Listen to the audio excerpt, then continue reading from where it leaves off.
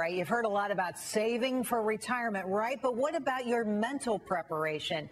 This new stage in your life comes with big changes, and our next guest says your mind has to be just as prepared. Joining me now, psychologist Dr. Catherine Smerling. Thanks for coming back. Good to see you. Thank you. It's a pleasure. You know, I find over and over again that men have such a hard time with retirement. They don't know what to do with themselves. Why is that? I think that women are used to reinventing themselves. They go through different stages and they have different careers and different points where they can reinvent themselves as a mother, as a wife, as a working woman, as a... So it's just another transition for them. This whole thing is just a transition. You know, you say that psychologically, when you get close to retirement, you start going through changes. What are those? I think those changes are a lot of hesitation, a lot of feeling as though you're going to be out of the workforce, you're going to be put out to pasture, instead of looking at it as though it's an adventure. So you see the downside. The downside, but there's also a whole gamut. Some people really look forward to this because they have a hobby, they have a passion. And of course, and that's the portfolio that you're talking about. So you're saying that there are things you can invest in, emotional things you can invest in that will help you through this process. One of them being work. Absolutely. As Freud said, work and love keep you going. So work can transform itself, and you can do a different kind of work when you are retired.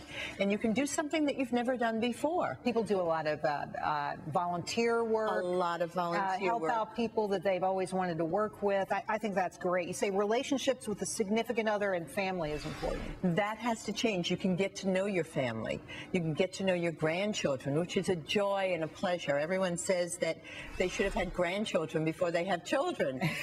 But it also changes your relationship with your significant other, because you have to respect the fact that you are in a new phase of life, and you also do things together. Plan on doing things together. Well, wait a minute. Now, I think this is really important and interesting, in fact, because I think what happens to a lot of couples is they miss each other, they wanted more time together, but this much time, really? It's a lot of time. I think you have to plan on having together time and not together time.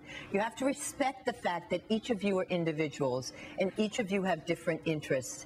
But you do have to make sure that you do continue to do something together, even if it's taking a walk together, because it's a different phase of life. And you have to respect that. You also say growth. You can't just be static. You have to do new things. Intellectual and physical growth is really important. You have to keep on working your mind, doing crossword puzzles, doing Ken-Ken, doing Scrabble, taking classes, going to museums, doing things that keep your mind active. Cooking and gardening and playing golf. And that's my entire list. I can be busy. I don't have to work. You also talk about social relationships, and I think this is interesting because, you know, you have a network that is set around what you do for a living, and those people, a lot of those people are going to drop right out. This is a great opportunity to meet new people and make new connections that you never made before. There are lots of groups that you can join. There are universities that you can go to that have all kinds of classes, extension classes. Use this as an opportunity for new things. It's an adventure. And it's an intellectual and physical adventure as well. Do you think that you talk about how people aren't mentally prepared for that? I think so many folks are so caught up in the emotional drama around the savings and the actual financial portfolio. Right. Does that consume a lot of people's energies? I think that always consumes people's energies, to the disadvantage of not putting enough emotional stock in what you're doing.